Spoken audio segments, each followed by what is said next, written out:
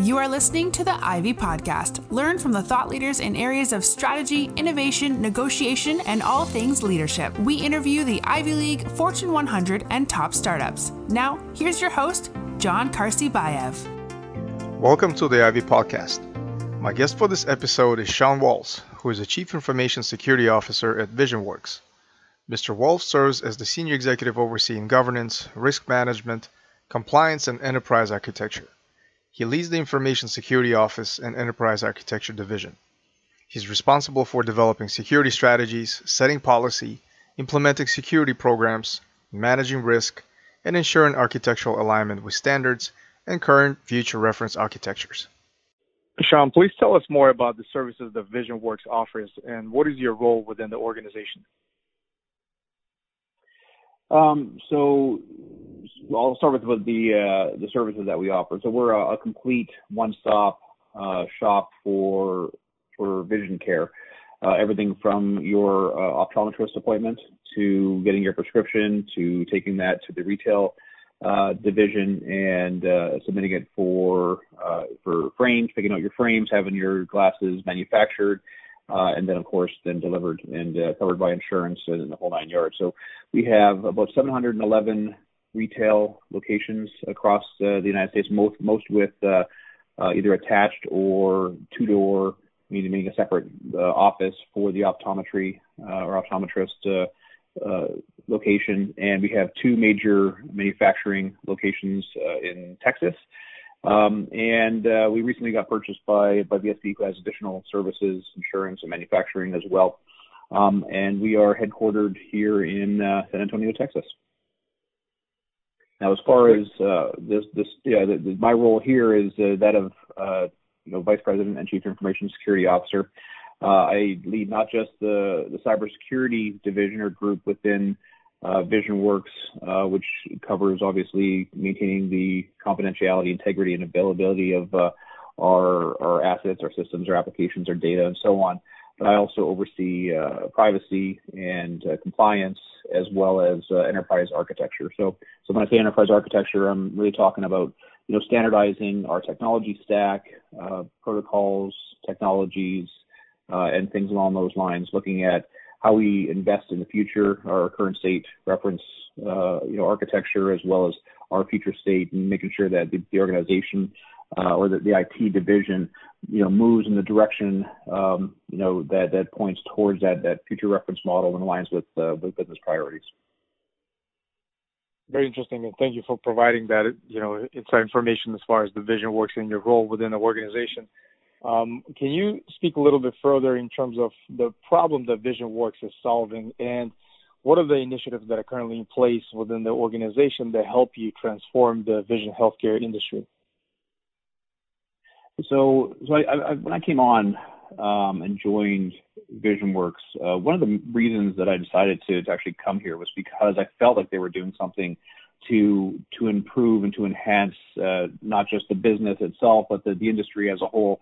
I think one of the major focuses is on the customer experience. And a lot of times you'll go to an optometry shop and get your eyes checked, get your prescription. Then you have to go to a different location and get your glasses and so on. So making that whole process seamless is one of the priorities here for the executive leadership at VisionWorks, making it as pleasant an experience as that can be, as seamless an experience as that can be, and being transparent with cost. So when it comes to what the insurance will cover, what the out-of-pocket expense is going to be, making sure that those values, that those costs are understood and are transparent to the customer, so when they walk in the door, they know how much it's going to cost them. There's no surprises. The process is simple, and that's really what they're trying to do. I mean, when was the last time you went to a doctor's or any healthcare provider for that matter, and you kind of knew what you were going to pay? Walking in the door, apart from a copay, of course, but the pricing has always been kind of clouded in mystery, and we just don't really know where these costs come from. But for VisionWorks, we're trying to make that as transparent as possible and make the entire process as seamless and as enjoyable for the customer. But after all said and done, that's who we're serving. We're serving the customer, and we want to have happy customers. We want to have customers that are repeat customers that tell their friends about the experience that they've had with VisionWorks. And I can definitely agree to that in terms of price transparency. A lot of our clients are healthcare companies, and not only price transparency, but also surprise billing is one of the major issues that a lot of these organizations are trying to resolve. So that's exciting to hear that you guys, have a lot of the initiatives in place to address that. In your role as the Chief Security Officer, I'm curious, what are the latest trends in information security that you're currently researching and, I guess, looking to implement within the organization in the near future? So emerging technologies has always been, I found it fascinating, especially in recent years, in the past 5, 6, maybe 7 years, with the emergence of artificial intelligence, and we're on the very edge of entering into the quantum computing age. And if you look at all the different types of emerging technologies that we're seeing on the horizon that are becoming a reality for us, not only in their own right, but they're cross-pollinating with one another. Things like artificial intelligence and virtual reality, augmented reality, blockchain, big data, robotics, nanotechnology, and so on. I think we're entering into a really interesting time. We look back in the past 20 years and we're all amazed at how much change has taken place. But I think in the next 10 years, you're going to see 2 or 3 or 4 times the amount of change that we've witnessed in the last 20 years, mostly as a result of these emerging technologies. And so from an immediate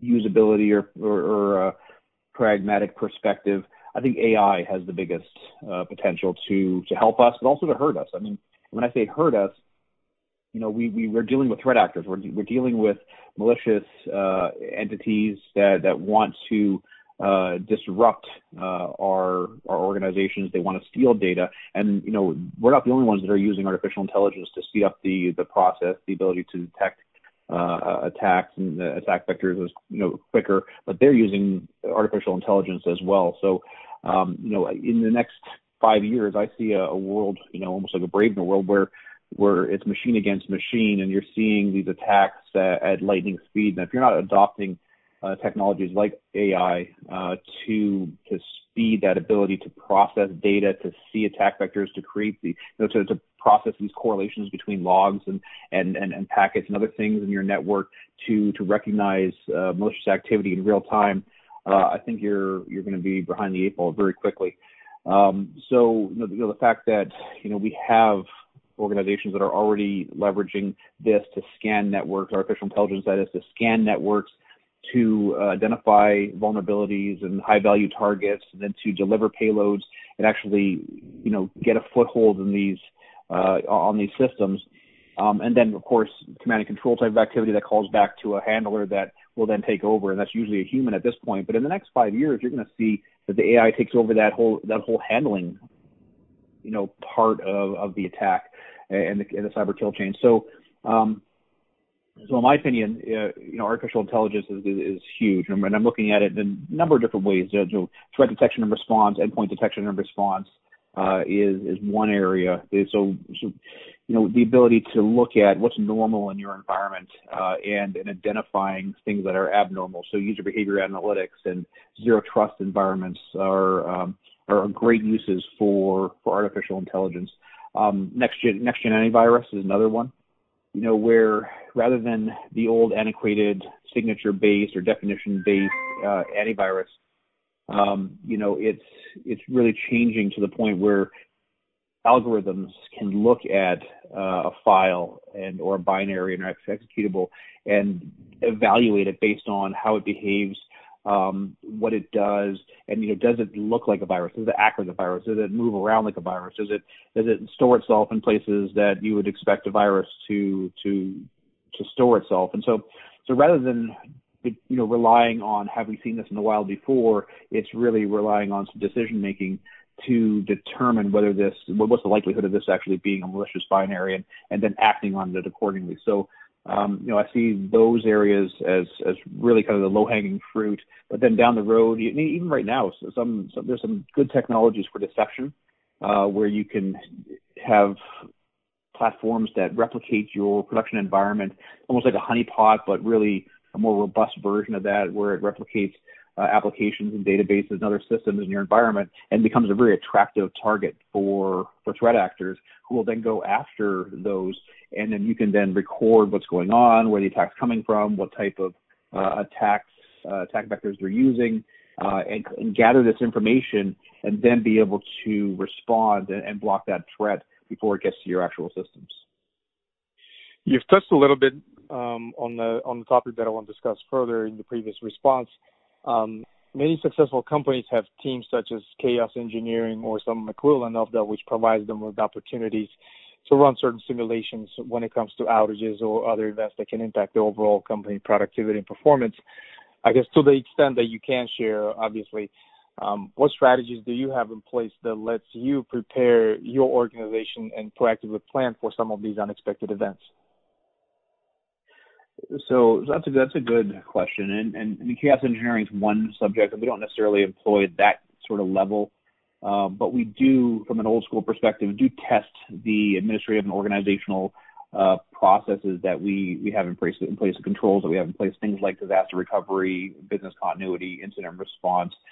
Because at the end of the day, you can have all these written documents, these policies, these processes, these standards, but if you don't really implement them, if you don't socialize them, if you don't adopt them, if you don't test them, they really become inept and really useless after all said and done.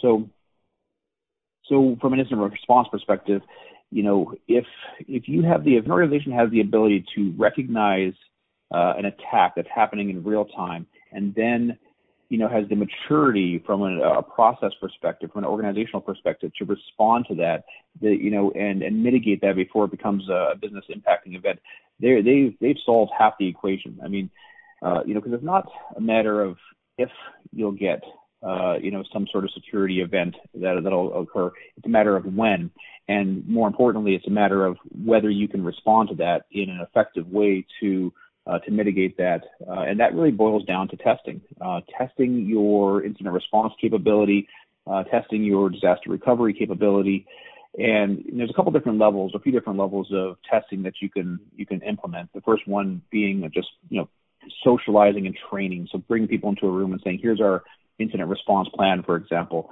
and here's what the CERT team looks like. Everybody in the room was a member of that CERT team. Here's your various roles. Here's what you would do in the event, of an attack or an incident of some sort, and making sure that you communicate that, you train properly. So that's the preparation side of incident, response, and then doing some tabletop testing. So putting people in a room and literally around a table, and walking through some scenarios and saying, this is the situation that we're dealing with, and so might be on vacation. So what do you do in the event that they're not there? And you take it step by step, and you escalate that event as you move through that process. And really the goal, if it's done properly, should be to break the process. You should be stressing that process at the point where it actually breaks. And then what that does is that shows you where the holes are, shows you where the gaps are in your process, and you can go back and you can fix that. You can make sure that you can socialize and communicate that to the team, and then you'll be better prepared in the event of an actual attack of some sort. And of course, then the next logical step is to have a real world sort of test. And this can be done from an incident response perspective. It can also be done from a disaster recovery perspective, where from an IR perspective, it's about red teaming. It's about sometimes purple teaming, where you have an adversary, obviously a mock or a simulated adversary, usually a third party that you'll hire or bring in, and they'll simulate a real world attack, and not just a technical attack where they're looking, scanning your systems and looking for vulnerabilities, buffer overflows, cross-site scripting, SQL injection, and so on, and then attacking and actually exploiting those like a pen test. But also leveraging the social engineering aspect of it. So you would have a team. That's why they call it red teaming, because you have a team that actually tries to attack you from multiple different angles, and then they share that information among themselves. So, for example, if somebody is on the social engineering side attacking your organization and they get a username and a password, they're going to pass it on to the technical team who's inventoried your vulnerabilities and is responsible for then exploiting those vulnerabilities. And the goal on the blue side is to recognize that attack. First of all, did you see that happening? Did you recognize the phishing attacks? Did you recognize the fact that somebody was scanning your networks and then is probing and trying to deliver certain exploits to various high-value targets within your organization?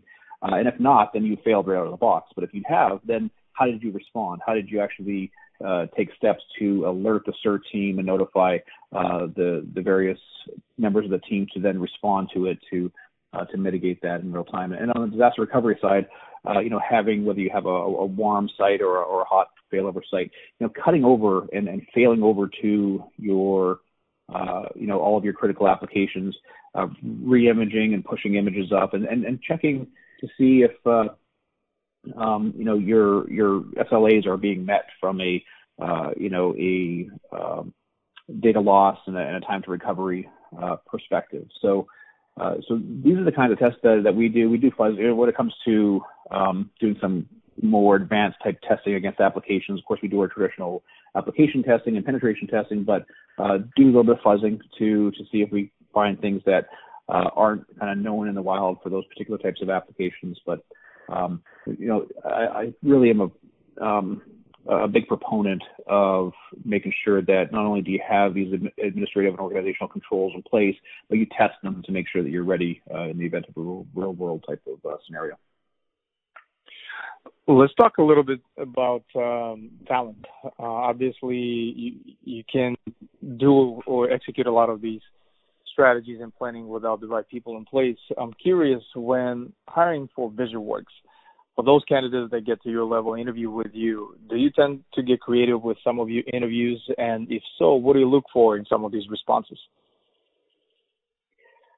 So I don't know if I would say creative. I'm definitely not a traditional sort of interview. I don't have a list of questions. I don't go through, the scripted sort of interview. I really take a look at the individual that I'm sitting with and their background, their skills, their education, and try to get them to talk. I mean, the more talking that I'm doing, the less beneficial or the less information I'm getting about the individual that's in the room. So a lot of open-ended questions and asking them about things specific to their resume. So one thing I will say is that I'm interested more in some of the softer skills that an individual can bring to the table, things like communication skills, critical thinking, poise, the ability to think on your toes, or to have an executive presence. These things that you can't really teach people, and you can teach some of the technical skills if there's any gaps in those, but you can't teach somebody to have confidence. You can't teach somebody articulation or intelligence and those kinds of things. So I'd like to hear people talk, and so I ask these questions, and then as they answer, I see opportunities to go off on tangents, to go deeper and deeper, and my goal is to take them into deep water where where it gets uncomfortable, where it's outside of their wheelhouse maybe, or it's outside of their area of expertise, and to see how they think and to see how they respond to that, see what kinds of answers they give. Some of the other things that I like to do is test them against things that they put on their resume. So if you're putting down that you are an expert or have a decent amount of experience in ISO 27001 or penetration testing or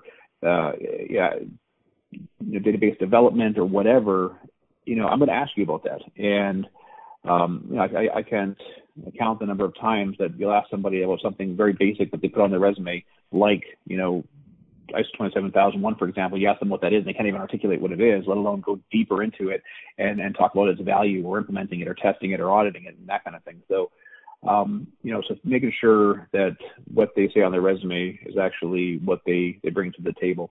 And I guess the last thing I would say is, because at this level, in a properly aligned security division, you need to know a little bit about business. You need to understand the business priorities, the strategy, and have that business acumen so that you can better align IT and security to those goals for the organization. And so it's not an imperative depending on the role, but if it's at that level where you're in a leadership position, you're making decisions on strategy and contributing to that conversation, I really like to dive into the business side of it. And you don't have to know how to articulate a P&L or to plan for a budget or whatever, but understanding what's important to an organization and how to translate that into solutions and controls that that meet those needs and those goals is important. One topic that you've talked about is some of the things that candidates put on their resumes. We see that on a daily basis as ProSource IT. Part of company handles IT staffing in very niche areas like information security or advanced technologies, SREs, and you'd be amazed at how many times we see some of those very, advanced professionals, yet they put some of those basic concepts on their resumes they're not able to articulate clearly, and usually that definitely impacts during the interview. So that's definitely a concept that we can relate to. Taking a little bit further discussion on some of the skill sets, what are some of the most in-demand skills that VisionWorks is looking for these days, and which ones are the most challenging for you to find? So from a purely security perspective, we know that the security industry is short resources in a huge way. I think the number, and I'm kind of guesstimating here, but the last stat that I looked at was somewhere around 1.5 million, resources or people short globally, and I'm thinking that number, I hear that number is going to double here in the very near future, 3 or 4 years. So we're going to have a 3 million person shortage in cybersecurity. So having those cybersecurity skills, that's an area that it's definitely short, and not only that, but it's very competitive, meaning that usually you have to offer money to take them away from somewhere else, and hopefully you can offer them a good culture and some fringe benefits that make the job very appealing. What I've found is that you can take an IT person that's interested in getting into cybersecurity, somebody that has a broad understanding of the technology landscape, and start training them how to, maybe nurturing them, coaching them, mentoring them into a more senior security role. I find that the folks that have that depth or that breadth of knowledge tend to make the best cybersecurity professionals. And when I say breadth, I mean they've experienced, or they've got exposure to everything in the data center, from telephony to storage to virtualization to the cloud, and obviously the infrastructure, route switch, and the security controls like firewalls and IPS. And you don't have to be an expert in every single one of those areas, but to have understanding, a broad understanding of those, because it proves to be very valuable, because security is one of those disciplines that isn't really siloed. It's not in a particular part of technology. It's an umbrella over all of technology. So I can really take somebody like that has that broad understanding and turn them into a security professional. Because teaching the controls, they're kind of universal across the board. Everything from patching and privileged access to just making sure that you lock down and harden these systems. You can give them the checklist of what the best practices are. If they have a good technical background, they can translate that into what they need to do their job. It's on the other side that it gets a bit trickier, teaching them the governance, administrative, and organizational side of security, the policies, the standards, and so on. But specifically from a kind of a higher level VisionWorks perspective, the kinds of folks that we're looking for are individuals that are creative, that have an entrepreneurial sort of attitude. They're self-starters, that take initiative. We're a multi-billion-dollar company, but we still have this sort of fresh startup mentality where we want new ideas, we want to think outside the box, we want to solve problems in new and inventive ways. And so having individuals that bring that creativity and that new perspective to the table, I think is provides a significant amount of value. I guess another area that's kind of hard to find talent in is the cloud area. A lot of people are going through a digital transformation or migrating to the cloud, and finding those experts in various cloud platforms and how to manage that migration or harden and secure those environments. It's certainly a rare thing. So we're doing a lot of training in-house to get that, to bridge that gap. And then, of course, the last thing, which I mentioned earlier, is that business acumen, the ability to take technical concepts or to leverage technology to empower and to support the business and the business strategies. I can definitely relate to some of the challenges you're facing because you've nailed it on the head, especially in information security. Unemployment rates are almost in the negative in this market. So some of the challenges finding those, the right skill set paired with some of that, what you've talked about, business acumen and, certain personality traits definitely adds on another layer of complexity. So I can definitely relate to that. Last but not least, I have a twofold question. What are you currently reading, and what is one book that you always recommend to others? Okay, so the book that I've recently picked up and began to look at and began to read is called How to Measure Anything in IT, and it's an interesting book, and it challenges the status quo. It challenges the normal way of looking at things. Traditionally, at least in the last 10 or 15 years, we've really focused on risk, measuring cybersecurity and IT from a risk perspective. I mean, businesses measure risk to financial goals and strategic goals and all these other areas. And so rolling in risk from a cybersecurity perspective makes sense. It still makes sense because what it does is it takes the finite resources that we have, the time, the money, the people, and it allows us to look at our most significant risks, the things that could have the business or the largest negative impact to our business, and allows us to prioritize and say, okay, we're going to spend our time on reducing the risk in these areas here because that makes the most logical sense, makes the most business sense. But what this book does is it challenges that way of thinking and gives you some different ways to measure technology, to measure cybersecurity. And so I'm always interested in challenging the way I think about the world, and I think everybody should do the same thing because after all said and done, we're all wrong. It's just a matter of how much we can learn and grow and become more correct in our view of the world. And so that book I find interesting because it does challenge some of the standard ways of thinking about IT and security risk management. And then the book that I would recommend to everybody is called 7 Habits of Highly Effective People. And so this book changed my life probably close to 3 decades ago, maybe 25 years ago.